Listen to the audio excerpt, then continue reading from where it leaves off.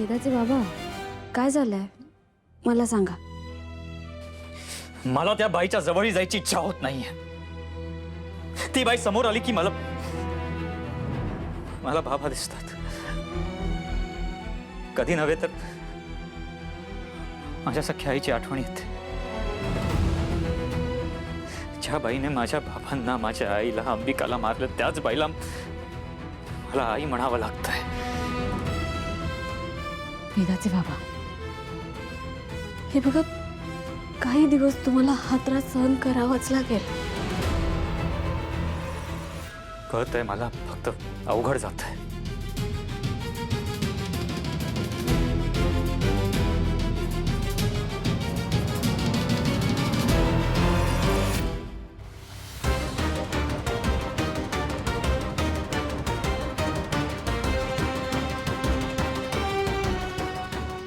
चांगुलपणा दाखवून तुम्हाला अंधारात ठेवायची नाटकं सुरू झालीत वाटायची।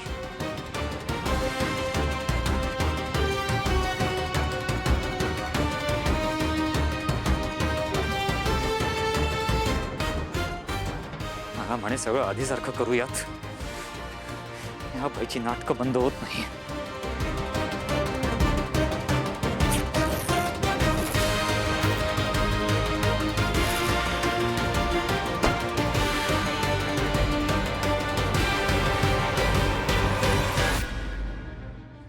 वेदाचे बाबा तुम्ही शांत व्हा ना। हे बघा, असं हायपर होऊन काहीच उपयोग नाहीये, उलट ती सावध होईल। काय करू मग?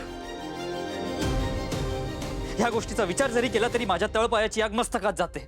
हे बघा, मला समजतंय, पण अजून काही दिवस तुम्हाला मंजिरी सोबत नॉर्मल असण्याचं नाटक करावंच लागेल।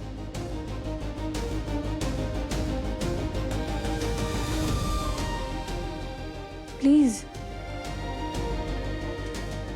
हे बघा, तुम्ही या इथे बसा, या ना प्लीज, बसा।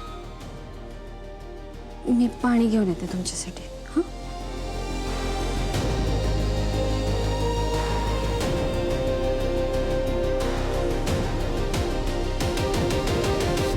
अथर्व मॅडम सोबत नॉर्मल राहण्याचं नाटक करतोय, म्हणजे याला मॅडमचं सत्य कळलंय की काय?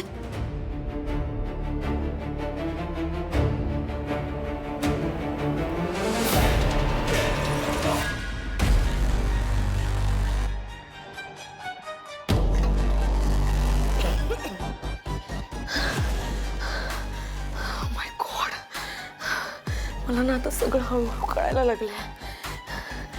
घरामध्ये ना खूप मोठा खेळ सुरू आहे आणि या सगळ्यामध्ये मी मध्येच अडकले।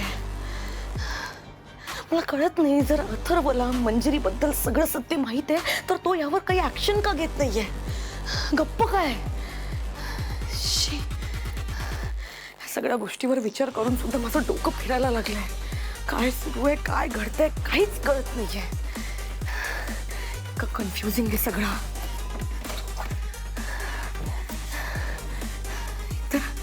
तर या घरात प्रत्येकाचे काहीतरी स्वतःचे हिडन अजेंडे आहेत आणि इतकंच नाही, कोणी कोणाशी काहीच खरं बोलत नाहीये। आणि सगळ्यात महत्त्वाची गोष्ट म्हणजे मंजिरी मॅडमना माझ्यावर तर हळूहळू डाऊट यायला लागलाय। नाही नाही नाही, माया एक चुकीचं पाऊल आणि तू संशय, हे नाही होऊ शकत। काय करू काही कळत नाहीये, काहीच कळत नाहीये। आयडिया, हां, मी मंजिरीला जाऊन अथर्वचं सगळं सत्य सांगते की अथर्वला मंजिरीबद्दल सगळं माहिती आहे, म्हणजे माझी लॉयल्टी सुद्धा प्रूव्ह होईल आणि हे सगळं सांगितल्याच्या बदल्यात मंजिरी मला पैसे सुद्धा देईल। हां, हे करते। नको ती माणसं, नको हा अथर्व, नको रिव्हेंज, नको काही नको। मी माझे पैसे गपचूप घेते आणि या घरातून गायब होऊन जाते एकदाची, म्हणजे कोणाला माहीत सुद्धा पडणार नाही की मी कुठे आहे आणि मी फायनली एक फ्री बर्ड होईन. मला माझं आयुष्य जगायला मिळेल. हेच करते. वेदाचे बाबा, आपण हे पाऊल उचलणं आपल्याला संकटात टाकू शकतं. आउट हाऊस मध्ये मंजिरीचं मायावी जग आहे. तुम्ही तेच उद्ध्वस्त करायचं म्हणालात तर मंजिरीला तुमच्यावर संशय येईल. आणि एकदा का मंजिरीला संशय आला की मग नाही येणार. मीरा, मंजिरीच्या दृष्टीने अथर्वांना यातलं काही माहितीच नाहीये. नाही मीरा, मी तिला असं सांगेन की हे मी फक्त कामासाठी करतोय. Strictly business purpose. तिला डाऊट नाही येणार. पण ह्या सगळ्यातनं आपल्याला एक गोष्ट मात्र नक्की कळेल. कोणती? की ती त्या जागेशी इमोशनली किती कनेक्टेड आहे. आउट हाऊसला काहीतरी होणार आहे म्हटल्यावर तिच्यावर काय परिणाम होतो हे आपल्याला बघावं लागेल. जर तिला काहीच फरक पडला नाही तर याचा अर्थ असा असेल की आपण चुकीच्या दिशेने चाललो आहोत. इन दॅट केस आपल्याला आपलं प्लॅन बदलावं लागेल. पण जर का तिला फरक पडला तर ती पॅनिकमध्ये येऊन एखादं चुकीचं स्टेप घेऊ शकते, चुकीचं पाऊल उचलू शकते. आणि ह्याच गोष्टीचा फायदा घेऊन आपण तिच्या त्या मायावी जगापर्यंत पोहोचू शकतो. हे खरंच चांगलं प्लॅनिंग. अथर्व इतके दिवस का नव्हते आपल्यासोबत?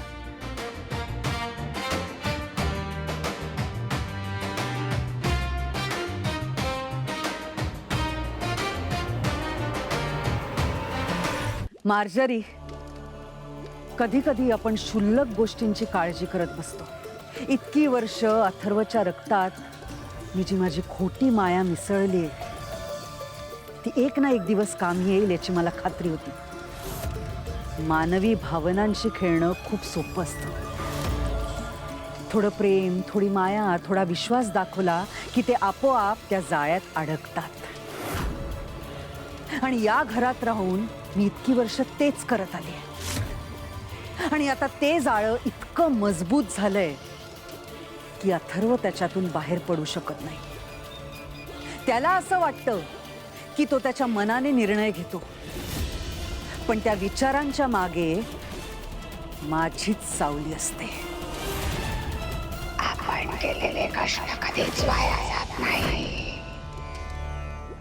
वर्षानुवर्षाची साधना आणि संयम शेवटी फळ देतातच. आता अथर्व आणि मीराला लवकरात लवकर बाळ कसं होईल याचा विचार कर.